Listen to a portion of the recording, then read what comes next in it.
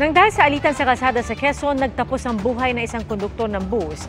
Naaawat lang sana sa gulo. At sa Davao del Norte naman, isang babae ang patay sa pamamaril.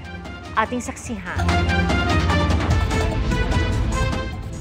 Sa dalawang tama ng bala nagtapos ang buhay ng babaeng ito na humandusi sa bangketa kahapon ng hapon sa Tagum City. Batay sa investigasyon, makikipagkita dapat ang biktima sa kanyang abogado para maproseso ang mga papeles sa annulment nila ng dating mister nang lapitan siya ng di pa nakikilalang gunman.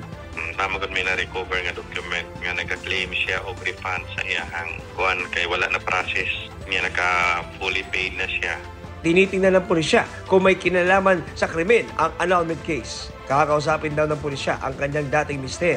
Pero sabi sa kanila ng pamangkin ng biktima, wala raw silang nalalamang away nito at ng dating mister na may kanya-kanyang pamilya na. Sa Candelaria, Quezon, bala rin ang kumitil sa konduktor ng isang bus na umawat lang sa away ng bus driver at isang armadong rider. Lumalabas sa investigasyon na muntik umanong mahagip ng bus galing Metro Manila at biyaheng Leyte ang motorsiklo ng suspect na nakahinto sa gilid ng kalsada.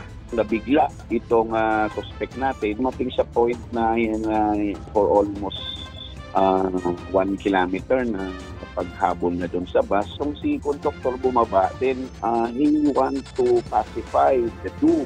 Pero imbes na mapakalma, napagbuntunan ng suspect ang konduktor na nauwi sa pamamaril.